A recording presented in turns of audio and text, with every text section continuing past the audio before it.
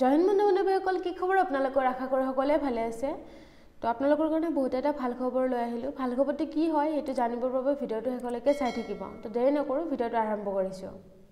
আপোনালোকৰ কাৰণে ভাল খবৰ এইটোৱে যে আপোনালোকৰ যিমানখিনিয়ে এইবাৰ অসম পুলিচত ইণ্টাৰভিউ দিছে, যিমানখিনিয়ে পাছ কৰিছে, আপোনালোকে জাষ্ট ভগৱানক এইটোৱে প্ৰাৰ্থনা কৰক যাতে আপোনালোকৰ যেনেকৈ নহওক যাতে ৰিটেন এক্সামটো দিব পৰাকৈ নামটো যাতে আপোনালোকৰ আহে, ঠিলাই গ'লতে হ'লেও যাতে নামটো আহে।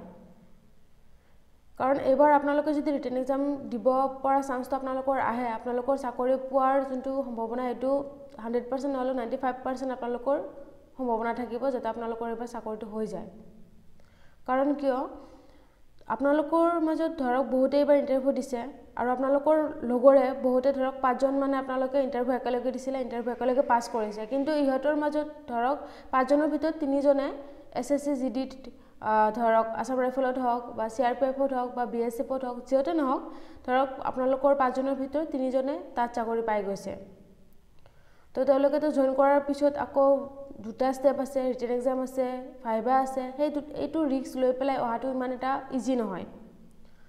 তো যেতিয়া আপোনালোকে ৰিটেন এক্সামটো দিয়াৰ পিছত আপোনালোকৰ ধৰক য'ত মানে ধৰক 5জনৰ লগত আপোনালোকে কম্পিটিশ্যন কৰিবলগীয়া আছিলে, তাত আপোনালোকৰ কম্পিটিশ্যনটো মাত্ৰ 2জনৰ লগতহে হ'ব, হয়নে নহয়?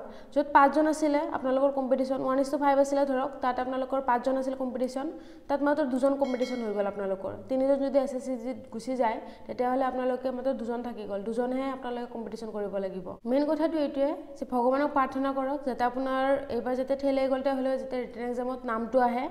বহুতবাৰ হয়তো এনেকুৱা হৈছে আপুনি বহুতবাৰ ফিজিকেল বহুত ভাল এটা মাৰ্ক পাইছে, ৰিটেন এক্সামত নামো আহিছে, ৰিটেন এক্সামো দিছে, হয়তো অকণমান নম্বৰৰ কাৰণে ৰৈ গৈছিলে।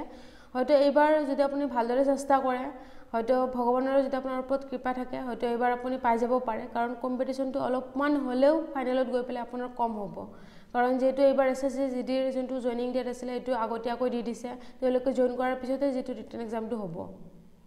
তো তাৰ কাৰণে আপোনালোকৰ কম্পিটিশ্যনটো অলপমান হ'লেও কম হ'ব। চাপ'জ আপোনালোকৰ মাজত 100জনক ৰিটেন এক্সাম দিবৰ কাৰণে মাতিছে, তাত ধৰক 30জনে SSC GDত চাকৰি পাই গৈছে অলৰেডি। তো আপোনালোকে যেতিয়া ৰিটেন এক্সাম দিব যাব, সেই 30জন মানুহ যদি তাত যদি নাথাকে, আপোনালোকৰ কম্পিটিশ্যনটো থাকিব 70জনৰ লগত। তো 30জনৰ বস্তুটো খালী থাকিল। তো যেতিয়া আপোনালোকে ৰিটেন এক্সামত আপোনালোকৰ মাজত বহুতে সুধিও থাকে মোক যে ৰিটেন এক্সামত পাছ কৰা মাৰ্কটো কিমান থাকে। তো আপোনালোকক জনাই দিছোঁ যে ৰিটেন এক্সামত কোনো ধৰণৰ পাছ মাৰ্ক নাথাকে। যেনেকুৱা ধৰক ফিজিকেলত আপুনি ৰানিঙত পাছ কৰিব লাগিব, তাত 20 নম্বৰ থাকে, 20ৰ ভিতৰত যিমান পায় সেইটো 5 নম্বৰ 10 থাকে, বা লং জাম্পত 5 মাৰ্ক 10 থাকে, 10 চাকৰি পাবই লাগিব বুলি। তেনেকুৱা ৰিটেন এক্সামত কোনো ধৰণৰ মাৰ্ক ধৰা নাথাকে যে আপুনি ইমান মাৰ্ক পাবই লাগিব বুলি।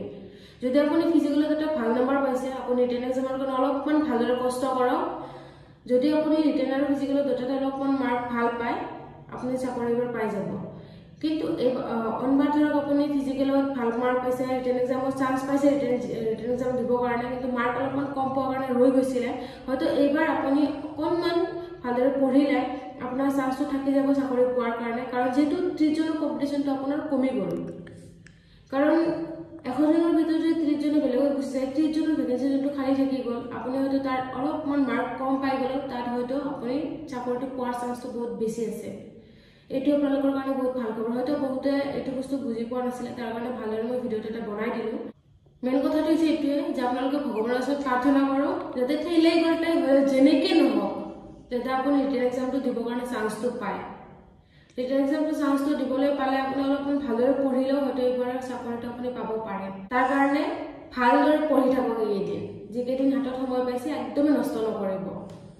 তো আজিৰ ভিডিঅ'টো এইখিনিলৈকে আছিলে। ভিডিঅ'টো চাই যদি ভাল পায় ভিডিঅ' এটা লাইক কৰি দিব, তাৰ লগতে চেনেলটো ছাবস্ক্ৰাইব কৰি দিব আগন্তুক নতুন ভিডিঅ'বোৰ পাই থাকিবৰ কাৰণে। তো আজিৰ ভিডিঅ'টো এইখিনিলৈকে আছিলে।